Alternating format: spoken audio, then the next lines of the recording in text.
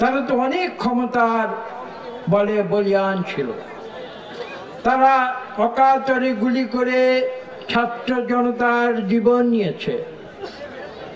এমনকি পৃথিবীর ইতিহাসে যদি আমরা পর্যালোচনা করি তাহলে দেখা যাবে এই স্বল্পতম সময়ের ভেতরে এত মানুষ তাদের বুকে রক্ত ঝরেছে, পৃথিবীর ইতিহাসে এর অনেক বেশি উদাহরণ খুঁজে পাওয়া যাবে না। কিন্তু শেষ পর্যন্ত কি হয়েছে? বন্দুকের গুলি কিন্তু এদেশের ছাত্র জনতাকে দমাতে পারে নাই। ছাত্ররা বন্দুকের গুলির মুখে বুক চিতিয়ে দিয়ে বলেছে যে আসো, তোমরা আসো।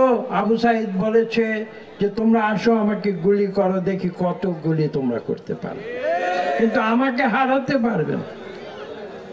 আমি বিজয়ী হব। এবং আবু সাইদ বিজয়ী হয়েছে। কাজে আজকে যে সত্য আমাদের উপলব্ধি করতে হবে সেটা হচ্ছে যে ন্যায় এবং সততা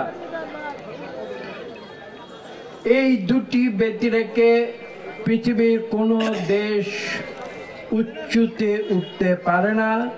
এবং সেই এবং নততার শিক্ষা কিন্তু দেশের মানুষকে দিয়ে থাকেন শিক্ষকেরা। যখন শিক্ষকরা সেই আদর্শ থেকে বিচ্যুত হয়, যখন সেই শিক্ষকেরা ভ্রান্ত রাজনীতির বিলাসে গা ভাসিয়ে দেয়,